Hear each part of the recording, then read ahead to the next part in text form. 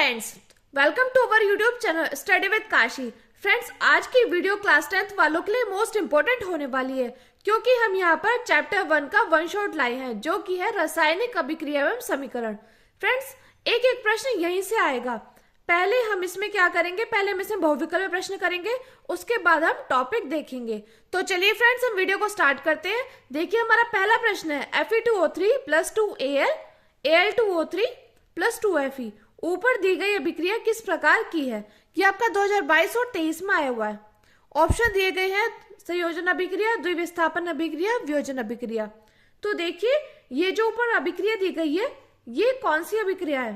Friends, ऐसे question आपसे भर भर के पूछे जाते हैं। तो देखिए, ये Fe2O3 + 2Al Al2O3 + 2Fe। तो इसमें देखिए, जब एक चीज अलग हो रही है, यहाँ पे देखिए Fe2, तो 2Fe क्या हो रही है, अलग हो रही है। अब देखिए Al2 और O3 ये, तो यहाँ पे Fe को क्या कर दिया, अलग कर दिया, या उसे हमने क्या कर दिया, प्रतिस्थापन कर दिया। तो ये हमारी कौन सी अभिक्रिया होगी, ये हमारी अभिक्रिया होगी द्विविस्थापन अभिक्रिया। जब हम जैसे अलग कर देते हैं तो वो हमारी अभिक्रिया कहलाती है द्विविस्थापन अभिक्रिया। तो देखिए, ये हमारी द्विविस्थापन अभिक्रिया। अगली अभिक्रिया को देखते हैं। अगला क्वेश्चन दिया गया हमें, ये हमारा 2018 में आया था। 2FeCl3 + 2H2O + Y। अब यहाँ पे बना है 2FeCl2 + H2SO4 + 2HCl। रासायनिक अभिक्रिया में Y क्या है। तो देखिए फ्रेंड्स, यहाँ पे हमें क्या बताना है, यहाँ पे हमें Y का मान बताना है। तो देखिए, अब हम देखते हैं, ये हो गई हमारी LHS और ये हो गई हमारी RHS। तो देखिए, इसमें Fe कितना है, 2 है। यहाँ पे आप देख पा रहे होंगे 2 Fe है, तो हम यहाँ पे Fe लिखेंगे 2। और देखिए Cl कितना है, क्लोरीन, यानी ये हमारे 3। अब देखिए हाइड्रोजन कितना है, हाइड्रोजन है 2H2, यानी कि हाइड्रोजन है हमारा 4। अब देखिए ऑक्सीजन कितना है, ऑक्सीजन हमारा 2। अब यहाँ पर देखिए राइट हैंड साइड जो कि हमारी ये है, अब इसमें Fe कितना है, Fe है 2। अब देखिए क्लोरीन कितना है, क्लोरीन है हमारा यहाँ पे 4 और 2 6, क्लोरीन है हमारा 6। अब देखते हैं यहाँ पे हमारा हाइड्रोजन कितना है, हाइड्रोजन हमारा यहाँ पे है 2 और 2 4। अब हम यहाँ पे देख पा रहे हैं हमारा सल्फर यहाँ पे 1 है और O कितना है, O है हमारा 4। अब देखिए, आप यहाँ पे देख पा रहे होंगे, देखिए फ्रेंड्स, क्लोरीन भी हमारा यहाँ पे कितना था, यहाँ पे 6 था, क्योंकि 2 6 कितना था, 6 था। अब हम देखते हैं क्या चीज कट रही है। तो Fe2 है यहाँ पे भी और यहाँ पे भी, क्लोरीन यहाँ पे भी 6 है, यहाँ पे भी 6 है, हाइड्रोजन यहाँ पे भी 4 है और यहाँ पे भी 4। तो देखिए, यहाँ पे ऑक्सीजन 2 है और यहाँ पे ऑक्सीजन कितनी बच रही है, यहाँ पे ऑक्सीजन है 4, तो ये कट जाएगी, तो ऑक्सीजन कितनी हो जाएगी, 2। तो हमारा क्या बचा, एक तो सल्फर बचा और बचा O2, यानी कि SO2। तो हमारा राइट आंसर हो जाएगा C। अब देखिए, हमारा अगला क्वेश्चन है, शाम श्वेत फोटोग्राफी में प्रयुक्त होती है। तो फ्रेंड्स, ये हमारा बोर्ड परीक्षा में जरूर आता है ये क्वेश्चन, ये आपका 2020 में रिपीट हुआ है। तो देखिए, शाम श्वेत फोटोग्राफी में प्रयुक्त होती है, तो प्रयुक्त होती है हमारी AgCl। तो इसका राइट आंसर है AgCl। अब हम अपना अगला क्वेश्चन देखते हैं। अगला क्वेश्चन है हमारा, दी गई रासायनिक समीकरण में किस प्रकार की अभिक्रिया है। तो यहाँ पे देखिए, ये क्वेश्चन आया 2022। BaCl2 + H2SO4 बनता है BaSO4 + 2HCl। फ्रेंड्स, ये मोस्ट इंपोर्टेंट अभिक्रिया है, ये अभिक्रिया आपको रटी हुई होनी चाहिए। ये जो उदाहरण है, ये हमारा बहुत ही फेमस है, ये द्विविस्थापन अभिक्रिया का भी है और हमारा अवक्षेपण का भी है। कैसे द्विविस्थापन अभिक्रिया का है, तो देखो यहाँ 2 आयनों क्या, यहाँ जैसे ये है Ba और SO4, यहाँ पे 2 आयन ना ये आपस में बदल रहे हैं, मतलब कि अदला बदली हो रहे हैं। और यहाँ पे Cl2 और 2H2 ये क्या हो रहे हैं, ये आपस में बदल रहे हैं। तो इस प्रकार ये द्विविस्थापन अभिक्रिया है। और देखिए, ये जो BaSO4 है ना, ये क्या है हमारा, ये हमारा अवक्षेप है, ये हमारा अवक्षेप है। ये अवक्षेप अभिक्रिया का क्या है, एक उदाहरण है। अब आप सोच रहे होंगे अवक्षेपण क्या होता है। अवक्षेपण अभिक्रिया वह है जो रासायनिक अभिक्रिया के दौरान कुछ अवशेप बचा रहता है जिसमें। तो ये हमारा किसका उदाहरण है? ये हमारा उदाहरण है अवक्षेपण अभिक्रिया का। तो हमारा राइट आंसर हो जाएगा सी। अब हम अपने अगले क्वेश्चन को देखते हैं। अगला क्वेश्चन है हमारा, एक भूरे रंग का चमकदार तत्व एक्स को वायु की उपस्थिति में गर्म करने पर वह काला हो जाता है, इस तत्व का नाम बताइए। तो इसका राइट आंसर क्या हो जाएगा? इसका राइट आंसर हो जाएगा कॉपर। यानी कि एक भूरे रंग का चमकदार तत्व एक्स को वायु की उपस्थिति में गर्म करने पर वह काला हो जाता है, तो इस तत्व का नाम हो जाएगा कॉपर। अब देखते हैं हम अपने अगले क्वेश्चन को। अगला क्वेश्चन है हमारा, कार्बन को वायु में जलाने पर कार्बन डाइऑक्साइड गैस का बनना उदाहरण है। देखिए, कार्बन को वायु में जलाएंगे यानी कि O2 में जलाएंगे। फ्रेंड्स, आपको पता ही होगा कोई भी चीज जब तक नहीं जलती जब तक वह ऑक्सीजन के संपर्क में न हो। तो देखिए, कार्बन को वायु में जलाने पर तो वो क्या बनाएगी? कार्बन डाइऑक्साइड गैस बनाएगी। इसको हमने हीट कर दिया। तो ये कैसा उदाहरण है? तो जब दो या दो से अधिक अभिकारक, यहाँ पे देखिए ये क्या है? ये है हमारे अभिकारक। जब दो या दो से अधिक अभिकारक मिलकर क्या बनाए? एक ही उत्पाद बनाए। आप जानते होंगे लेफ्ट साइड क्या होता है? अभिकारक होता है, और राइट साइड क्या होता है? राइट साइड हमारा उत्पाद होता है। तो फ्रेंड्स, तो ये किसका उदाहरण है? ये उदाहरण है हमारे संयोजन अभिक्रिया का, क्योंकि जब दो या दो से अधिक अभिकारक मिलकर एक उत्पाद बनाए तो ये हमारी संयोजन अभिक्रिया कहलाती है। तो इसका राइट आंसर हो जाएगा ए। अब देखते हैं लेड नाइट्रेट का रासायनिक सूत्र क्या है। तो लेड नाइट्रेट का रासायनिक सूत्र क्या है? PbNO3 का होल ट्वाइस। ये हमारा इसका राइट आंसर हो जाएगा बी। अब देखते हैं हम अपने अगले क्वेश्चन को, जो कि है, जिन अभिक्रियाओं में आयनों के विनिमय से नए यौगिक बनते हैं उन्हें कहा जाता है। तो देखिए, आयनों के विनिमय यानी कि आदान प्रदान, तो आदान प्रदान हो जाता है। जैसे कि हमने अवक्षेपण अभिक्रिया को उदाहरण देखा था, BaSO4 वो चेंज हो गया था। तो इसी प्रकार जिन अभिक्रियाओं में आयनों के विनिमय से नए यौगिक बनते हैं उन्हें कहा जाता है। तो आयनों का विनिमय क्या कहा जाता है? यानी कि अदला बदली। तो अदला बदली किसमें होती है? द्विविस्थापन अभिक्रिया में। तो फ्रेंड्स, हमारा राइट आंसर हो जाएगा डी। अब हम अपने अगले क्वेश्चन को देखते हैं। अगला क्वेश्चन दिया गया हमें, निम्न में कौन सी एक दहन अभिक्रिया है? तो इसमें देख लो, दहन अभिक्रिया कौन सी है? तो दहन का मतलब क्या होता है? जलना। दहन का मतलब होता है जलना। और आप जानते ही हो कि कोई भी चीज जब तक नहीं जल सकती जब तक वह ऑक्सीजन के संपर्क में न आए। तो जलाने वाली अभिक्रिया को हम उपचयन अभिक्रिया भी कह सकते हैं, जिसमें उपचयन क्या होता है? जिसमें ऑक्सीजन जुड़ रहा है। अब हम देखते हैं, दहन का मतलब है कि जलना। तो कोई भी चीज तभी जलती है जब उसमें ऑक्सीजन रहे। तो हम देखते हैं यहाँ पे NaOH CH3, तो ये गलत है, ये गलत है। अब देखिए CH4 + O2, यहाँ पे ऑक्सीजन के संपर्क में आके जल रही है, फिर कार्बन डाइऑक्साइड गैस बन रही है और H2O प्लस ऊष्मा और प्रकाश। तो फ्रेंड्स, इस क्वेश्चन का हमारा राइट आंसर हो जाएगा सी। सी इज द राइट आंसर। चलिए अब हम अपने अगले टॉपिक को देखते हैं, जो कि है रासायनिक अभिक्रिया। फ्रेंड्स, कई बार क्वेश्चन पूछा जाता है कि रासायनिक अभिक्रिया है क्या। तो देखिए, रासायनिक अभिक्रिया है जब एक या एक से अधिक पदार्थ परस्पर अभिक्रिया करके नए पदार्थ बनाते हैं, तो ऐसी अभिक्रिया को रासायनिक अभिक्रिया कहते हैं। जैसे कि हाइड्रोजन और ऑक्सीजन मिलकर एक नया पदार्थ बनाया जो कि जल। तो ये क्या हो गई? ये हो गई हमारी रासायनिक अभिक्रिया। फिर से देख लीजिए, रासायनिक अभिक्रिया जब एक या एक से अधिक पदार्थ परस्पर अभिक्रिया करके नए पदार्थ बनाते हैं, तो ऐसी अभिक्रिया को रासायनिक अभिक्रिया कहते हैं। जैसे कि हाइड्रोजन और ऑक्सीजन मिलकर जल बना रहे हैं। अब देखते हैं रासायनिक अभिक्रिया में होने वाले परिवर्तन। तो देखिए, कौन कौन से परिवर्तन होते हैं। एक तो होता है रंग में परिवर्तन। रंग में परिवर्तन, जैसे कि हम एक गिलास में जल लें, एक गिलास में पानी लें और उसमें कुछ नमक मिला दें, तो अगर हम उसको घोलेंगे तो उसका क्या हो जाएगा? रंग में परिवर्तन हो जाएगा। अगला देखते हैं अवस्था में परिवर्तन। तो अवस्था में परिवर्तन कैसे हो जाएगा? जैसे कि हमने पानी लिया, हमने पानी को ठंडा किया, तो वो क्या बन जाएगा? वो बर्फ बन जाएगा। और उसी बर्फ को अगर हमने गर्म किया तो वो हो जाएगा हमारा पानी। अब देखिए तापमान में परिवर्तन। अगला देखिए गैस का उत्सर्जन। तो गैस का उत्सर्जन कैसे होता है? जैसे हमने एक प्लास्टिक की बोतल ली, उसको अगर हमने गर्म किया तो वो क्या हो जाएगा? उससे कार्बन डाइऑक्साइड गैस निकलेगी। तो इस प्रकार क्या हो जाएगा? गैस का उत्सर्जन हो जाएगा। देखिए अब हमारा अगला टॉपिक है दैनिक जीवन में होने वाले रासायनिक अभिक्रिया। तो पहला है भोजन का पाचन। ये हमारी रासायनिक अभिक्रियाओं में आती है कि हमारा भोजन का पचना। अगली आती है श्वसन यानी कि हमारा सांस लेना। अगली आती है लोहे पर जंग लगना। लोहे पर जंग भी रासायनिक अभिक्रिया का एक उदाहरण है। अगला देखिए दही का बनना। दूध से दही का बनना भी हमारा एक रासायनिक अभिक्रिया का उदाहरण है।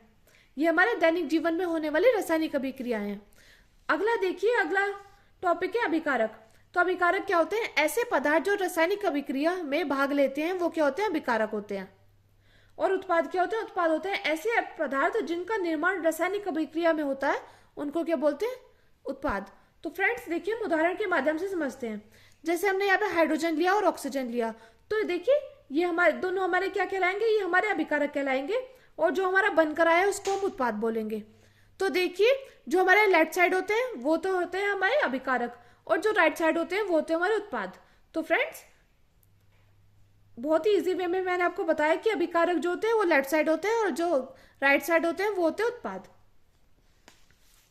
अब देखते हैं रासायनिक समीकरण। रासायनिक समीकरण क्या होती है? तो किसी रासायनिक अभिक्रिया में भाग लेने वाले अभिकारकों तथा अभिक्रिया के फलस्वरूप उत्पन्न होने वाले उत्पादों को प्रतीकों तथा सूत्रों द्वारा निरूपित करने को रासायनिक समीकरण कहते हैं। यानी कि किसी रासायनिक अभिक्रिया में भाग लेने वाले अभिकारक और उत्पादों को प्रतीकों तथा सूत्रों द्वारा निरूपित करने को क्या कहते हैं? रासायनिक समीकरण। यानी कि जैसे हमने यहाँ पे अभिकारक लिया और उत्पाद लिया, इसको हमने रासायनिक समीकरण या प्रतीकों द्वारा प्रदर्शित किया, तो ये हमारी क्या कहलाएगी? हमारी रासायनिक समीकरण कहलाएगी। जैसे हमने Mg को मैग्नीशियम से, हाइड्रोक्लोरिक को HCl से और मैग्नीशियम क्लोराइड को इससे प्रदर्शित किया, तो ये हमारी रासायनिक समीकरण कहलाएगी। तो फ्रेंड्स ये होती है हमारी रासायनिक समीकरण। अब क्वेश्चन ये आता है कि असंतुलित या ढांचा रासायनिक समीकरण आखिर होती क्या है? तो यदि रासायनिक समीकरणों में अभिकारकों और उत्पादों को संतुलन नहीं किया जाता है तो उसे असंतुलित रासायनिक समीकरण कहते हैं।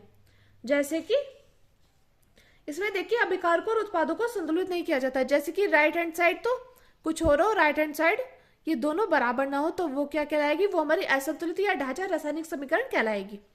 तो देखिए Mg प्लस O2 यहाँ पे देखिए, और यहाँ पे है MgO। तो देखिए यहाँ पे ऑक्सीजन थे 2 लेकिन यहाँ पे 1 ऑक्सीजन, तो ये हमारी असंतुलित रासायनिक समीकरण है। चलिए अब हम देखते हैं संतुलित रासायनिक समीकरण। वो क्या होती है? वह रासायनिक समीकरण जिसमें दोनों पक्षों अभिकारकों और उत्पादों में प्रत्येक तत्व परमाणु की संख्या बराबर होती है, संतुलित रासायनिक समीकरण कहलाते हैं। यानी कि शॉर्ट भाषा में हम समझ लेते हैं कि जो जैसे कि अभिकारक और उत्पाद क्या होते हैं? दोनों की परमाणु संख्या बराबर होती है, तो वो हमारे क्या कहलाती है? संतुलित रासायनिक समीकरण कहलाती है। जैसे कि इसमें देख लीजिए, उदाहरण के माध्यम से हम समझाते हैं। जैसे कि Mg, यहाँ पे मैग्नीशियम 1 है और यहाँ पे हाइड्रोजन 2 है और क्लोरीन 2 है। अब देखते हैं राइट हैंड साइड, यहाँ पे हमारा मैग्नीशियम 1 था, क्लोरीन 2 था और हाइड्रोजन 2 था। तो देखिए ये दोनों हमारी बराबर है, तो हमारी संतुलित रासायनिक समीकरण है। अब देखते हैं हम रासायनिक समीकरण को संतुलित करना। फ्रेंड्स ये क्वेश्चन आपसे 2 नंबर में जरूर पूछा जाता है कि रासायनिक समीकरण को संतुलित कीजिए। तो ये मोस्ट इंपोर्टेंट क्वेश्चन है, आपको पता होना चाहिए। अब देखिए यहाँ पे Fe प्लस H2O, देखिए यहाँ पे लिखा हुआ था Fe प्लस H2O और Fe3O4 प्लस H2। अब देखिए हमें इसको क्या करना था? संतुलित करना था। तो देखिए यहाँ पे Fe कितना था? Fe था हमारा 3 और H2 था, H था हमारा 2 और O कितना था? O था हमारा 4, O था हमारा 1। तो हमने इसको देखा कि Fe कितना है? यहाँ पे 3 है, O हमारा 4 है और H2 कितना है? 2। तो देखिए यहाँ पे हमारा O 4 था, तो हमें यहाँ पे 1 से गुणा करनी पड़ी 4 से, तब हमारा 4 बन के आया। और देखिए यहाँ पे Fe 3 था, तो हमने यहाँ पे 3 से गुणा करी। तो देखिए यहाँ पे हमने करा 3Fe plus 4H2O, Fe3O4 plus 4H2। तो इस प्रकार ये हमारी समीकरण क्या हो गई? संतुलित हो गई। अब देखते हैं हम अपने अगली समीकरण को। अगली समीकरण थी Mg प्लस O2, तो यहाँ पे था MgO। तो देखिए हमने यहाँ पे करा Mg कितना था? 1 था और O कितना था? 2 था। यहाँ पे हमारा Mg 1 था और O कितना था? O भी 1 था। तो हमने क्या करा? जब हमारा ऑक्सीजन 2 था तो हमने यहाँ पे हमने 2 से गुणा करी। तो हमारा क्या हो गया, ये हमारी समीकरण क्या हो गई, संतुलित हो गई। अब देखते हैं हम फ्रेंड्स रासायनिक अभिक्रिया के प्रकार। फ्रेंड्स कई बार आपसे 5 नंबर में पूछ लिया जाता है कि रासायनिक अभिक्रिया के प्रकार बताइए। तो कितने प्रकार है, 4 प्रकार है, संयोजन अभिक्रिया, वियोजन अभिक्रिया, विस्थापन अभिक्रिया, द्विविस्थापन अभिक्रिया। फ्रेंड्स कोई भी ऐसा एग्जाम पेपर होगा ही नहीं जिसमें संयोजन, वियोजन, विस्थापन या द्विविस्थापन से क्वेश्चन आए हो। तो ये मोस्ट इंपोर्टेंट अभिक्रिया आपसे 5 नंबर में पूछ ली जाती है। तो देखते हैं संयोजन, वियोजन, विस्थापन और द्विविस्थापन अभिक्रिया है क्या। तो देखिए संयोजन अभिक्रिया क्या है। तो संयोजन अभिक्रिया है वह रासायनिक अभिक्रिया जिसमें 2 या 2 से अधिक प्रकार के पदार्थों के अणु परस्पर जुड़कर केवल एक ही प्रकार के पदार्थ के अणु बनाते हैं। यानी कि हम इजी भाषा में समझ लेते हैं कि वह रासायनिक अभिक्रिया जो 2 या 2 से अधिक अभिकारक से मिलकर एक ही उत्पाद को बनाते हैं। क्योंकि देखिए लेफ्ट साइड होता है वो हमारा अभिकारक होता है और जो राइट साइड होता है वो हमारा उत्पाद होता है। तो इसकी परिभाषा है वह रासायनिक अभिक्रिया जिसमें 2 या 2 से अधिक प्रकार के पदार्थों के अणु परस्पर जुड़कर केवल एक ही प्रकार के पदार्थ के अणु बनाते हैं। जैसे A+B मिलकर के बना रहे हैं AB। हम उदाहरण के माध्यम से समझते हैं। देखिए सोडियम और क्लोरीन मिलकर क्या बना रहे हैं, सोडियम क्लोराइड। तो हमारा एक उत्पाद बन रहा है। तो ये क्या हो गई, ये हो गई हमारी संयोजन अभिक्रिया। देखिए संयोजन अभिक्रिया की उल्टी क्या होती है, ये होती है वियोजन अभिक्रिया। उसमें क्या होता है, उसमें एक उत्पाद, एक अभिकारक से क्या बनाते हैं, 2 उत्पाद बनाएंगे। तो देखते हैं वियोजन अभिक्रिया वह अभिक्रिया जिसमें अवयवी तत्व छोटे सरल यौगिकों में विभाजित हो जाते हैं। यह अभिक्रिया ऊष्मा, प्रकाश तथा विद्युत द्वारा संपन्न होती है। तो फ्रेंड्स इजी वे में समझ लेते हैं कि वियोजन अभिक्रिया क्या होती है, संयोजन अभिक्रिया की उल्टी होती है। और उसमें एक उत्पाद, एक अभिकारक मिलकर एक से अधिक क्या बना देते हैं, उत्पाद बनाते हैं। तो देखिए वियोजन अभिक्रिया के कितने प्रकार होते हैं, 2 प्रकार होते हैं। एक होती है ऊष्मीय वियोजन और दूसरी होती है विद्युत वियोजन। तो देखिए ऊष्मीय वियोजन क्या होती है, ऊष्मीय वियोजन है जब किसी पदार्थ के वियोजन की अभिक्रिया ऊष्मा देने पर होती है तो उसे ऊष्मीय वियोजन कहते हैं। देख लीजिए जैसे कि ऊष्मीय वियोजन है जब किसी पदार्थ के वियोजन की अभिक्रिया ऊष्मा देने पर होती है तो उसे ऊष्मीय वियोजन कहते हैं। जैसे कि 2KClO3 यानी कि पोटेशियम क्लोरेट, इसमें हमने ऊष्मा दी तो क्या हो जाएगी, अपघटित हो जाएगी। तो ये बदल जाएगी 2KCl यानी कि पोटेशियम क्लोराइड में और ऑक्सीजन में। तो ये थी हमारी ऊष्मीय वियोजन अभिक्रिया। अब हम अगली अभिक्रिया देखते हैं विद्युत वियोजन। तो देखिए विद्युत वियोजन क्या है, जिस रासायनिक अभिक्रिया में यौगिक गलित अवस्था में या जलीय विलयन में विद्युत प्रवाहित करने पर वियोजन हो जाता है तो उसे विद्युत वियोजन कहते हैं। फ्रेंड्स आप ये जरूर लिखना कि गलित अवस्था में या जलीय विलयन में। तो विद्युत वियोजन है जिस रासायनिक अभिक्रिया में यौगिक गलित अवस्था में या जलीय विलयन में विद्युत प्रवाहित करने पर वियोजन होता है उसे विद्युत वियोजन कहते हैं।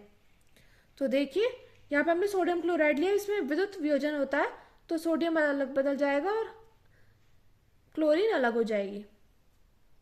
अब देखते हैं फ्रेंड्स हमारे विस्थापन अभिक्रिया। इसको विस्थापन या प्रतिस्थापन अभिक्रिया भी बोल देते हैं। तो विस्थापन अभिक्रिया, प्रतिस्थापन अभिक्रिया क्या होता है, जिन अभिक्रियाओं में कोई अधिक क्रियाशील तत्व अपने से कम क्रियाशील तत्व को उसके यौगिक से विस्थापित कर देता है उन्हें विस्थापन अभिक्रिया कहते हैं। यानी कि जिन अभिक्रियाओं में कोई अधिक क्रियाशील तत्व अपने से कम क्रियाशील तत्व को उसके यौगिक के से विस्थापित कर देता है यानी कि बदल देता है, तो उन्हें क्या कहते हैं, उन्हें विस्थापन अभिक्रिया कहते हैं। जैसे कि आप उदाहरण के माध्यम से देख लो Fe+CSO4। तो FeSO4 बन गया यहाँ पे। तो Fe क्या है, सक्रियता श्रेणी में क्या होती है, ये अधिक्रियाशील है। तो ये इसके साथ चेंज हो गई तो FeSO4 बन गया। और कॉपर क्या हो गया, कॉपर निकलता है, कॉपर इसमें कम क्रियाशील है। तो ये हमारा विस्थापन अभिक्रिया का उदाहरण है। फ्रेंड्स ये जितनी भी अभिक्रिया मोस्ट इंपोर्टेंट है, ये आपसे बार बार एग्जाम में पूछी जाती है। अब देखते हैं हम अपनी अगली अभिक्रिया द्विविस्थापन अभिक्रिया। तो द्विविस्थापन अभिक्रिया क्या है, द्विविस्थापन अभिक्रिया में 2 अलग अलग परमाणु या परमाणुओं के समूह आयन का आपस में क्या हो जाता है, आदान प्रदान हो जाता है। यानी कि द्विविस्थापन या उभय प्रतिस्थापन में क्या हो जाता है, द्विविस्थापन अभिक्रिया में 2 अलग अलग परमाणु या परमाणुओं के समूह क्या हो जाते हैं, अलग अलग हो जाते हैं। जैसे कि उदाहरण के माध्यम से देखिए जैसे BaCl2 था, बेरियम क्लोराइड प्लस Na2SO4, इसके परमाणु समूह इसके साथ चले गए और इसके परमाणु समूह इसके साथ चले गए। तो इसके परमाणु समूह इसके साथ चले गए तो BaSO4 बन गया, और इसके परमाणु समूह इसके पास चले गए तो बन गया 2NaCl। तो इस प्रकार हमारा ये है द्विविस्थापन अभिक्रिया। अब हम देखते हैं अवक्षेपण अभिक्रिया। ये फ्रेंड्स मोस्ट इंपोर्टेंट है, आपसे 2 नंबर या 4 नंबर में पूछ ली जाती है।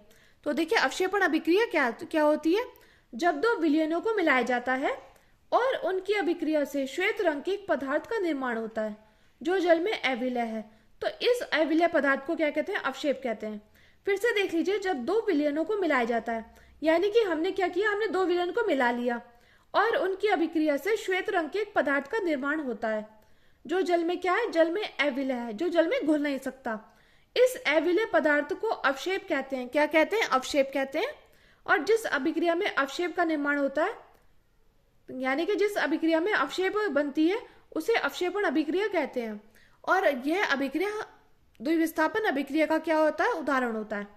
तो देख लीजिए, जैसे कि द्विविस्थापन अभिक्रिया में उदाहरण था BaCl2 प्लस Na2CO3 Na2SO4। तो देखिए, इसके परमाणु समूह इसके साथ बदल जाएंगे और इसके परमाणु समूह इसके साथ बदल जाएंगे, तो यहाँ बच जाएगा BaSO4 और क्या बचा, 2NaCl। तो फ्रेंड्स, ये थी हमारी अवक्षेपण अभिक्रिया। अब देखते हैं फ्रेंड्स रासायनिक अभिक्रिया के प्रकार। वो तो था सिर्फ रासायनिक अभिक्रिया के प्रकार, यहाँ है ऊर्जा प्रवाह के आधार पर। तो देखिए, ऊर्जा प्रवाह के आधार पर कितने प्रकार के होते हैं, 2 प्रकार के। एक तो ऊष्माशोषी अभिक्रिया और एक होती है हमारी ऊष्माक्षेपी अभिक्रिया। तो देखते हैं ऊष्माशोषी अभिक्रिया क्या होती है। तो ऊष्माशोषी अभिक्रिया है कि ऊष्माशोषी अभिक्रिया में अभिक्रिया के दौरान ऊष्मा क्या हो जाती है, अवशोषित हो जाती है। देखिए, ऊष्माशोषी अभिक्रिया में क्या होता है, ऊष्माशोषी अभिक्रिया में अभिक्रिया के दौरान ऊष्मा अवशोषित हो जाती है। हम उदाहरण के माध्यम से समझ लेते हैं। जैसे कि यहाँ पे उदाहरण है प्रकाश संश्लेषण, और अगला N2 प्लस O2 प्लस ऊष्मा, तो क्या बना, 2NO। ये बना हमारा 2NO। तो ऊष्माशोषी अभिक्रिया वह है, ऊष्माशोषी अभिक्रियाओं में अभिक्रिया के दौरान ऊष्मा क्या हो जाती है, अवशोषित हो जाती है। जैसे कि प्रकाश संश्लेषण, इसमें N2 प्लस O2 प्लस ऊष्मा, और ये तो हमारा क्या बना, 2NO। अगला देख लेते हैं ऊष्माक्षेपी अभिक्रिया। तो ऊष्माक्षेपी अभिक्रियाओं में अभिक्रिया के दौरान ऊष्मा क्या हो जाती है, निर्मुक्त हो जाती है। तो ऊष्माक्षेपी अभिक्रिया में देखिए, ऊष्माशोषी अभिक्रिया में तो अभिक्रिया के दौरान ऊष्मा क्या हो जाती है, अवशोषित हो जाती है, और ऊष्माक्षेपी में क्या हो जाती है, ऊष्मा निर्मुक्त हो जाती है। इसका जैसे ऊष्माक्षेपी का अच्छा उदाहरण है श्वसन, और अगला है कोयले का दहन। तो देखिए फ्रेंड्स, कोई भी चीज तब तक नहीं जल सकती है जब तक वो ऑक्सीजन के संपर्क में ना हो। तो कार्बन प्लस ऑक्सीजन मिलकर क्या बनाएंगे, कार्बन डाइऑक्साइड गैस, यानी कि CO2। तभी गैस वो होगी और ऊष्मा क्या होगी, ऊष्मा निकलेगी। अब अगला देखते हैं, अगली अभिक्रिया हमारी अपचय अभिक्रिया या रिडॉक्स रिएक्शन। कई बार फ्रेंड्स आपका अपचय अभिक्रिया न देकर रिडॉक्स अभिक्रिया क्या है, ये क्वेश्चन पूछ लिया जाता है, और ये मोस्ट इंपोर्टेंट क्वेश्चन है, आपसे 2 नंबर या 4 नंबर में पूछ लिया जाता है। तो देखिए, रिडॉक्स रिएक्शन में देखिए, एक होती है उपचयन अभिक्रिया यानी कि ऑक्सीडेशन रिएक्शन, एक होती है अपचयन अभिक्रिया यानी कि रिडक्शन रिएक्शन। तो देखिए, उपचयन अभिक्रिया में क्या होता है, जिस अभिक्रिया में ऑक्सीजन का संयोजन और हाइड्रोजन का क्या होता है, वियोजन होता है, तो उसे अपचयन अभिक्रिया कहते हैं, उपचयन अभिक्रिया कहते हैं।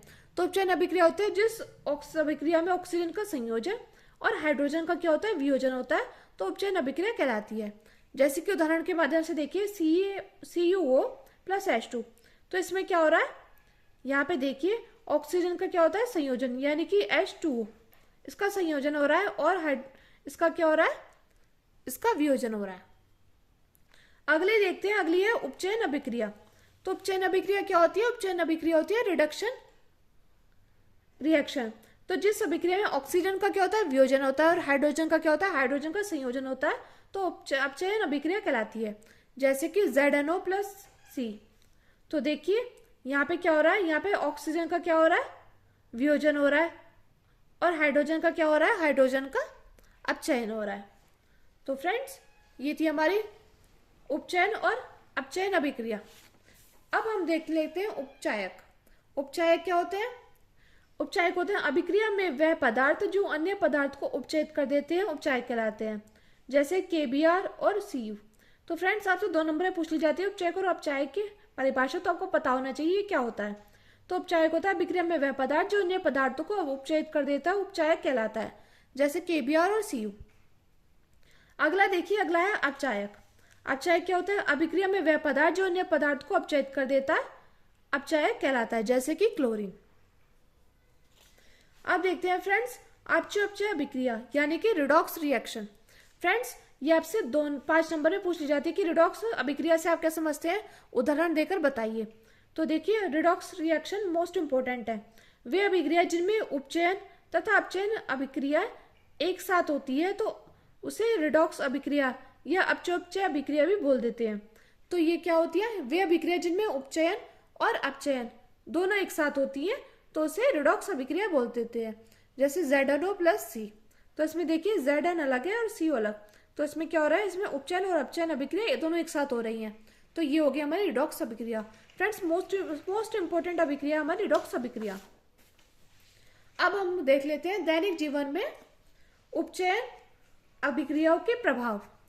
फ्रेंड्स ये मोस्ट इंपोर्टेंट है, आपसे 5 नंबर में पूछ लिया जाता है।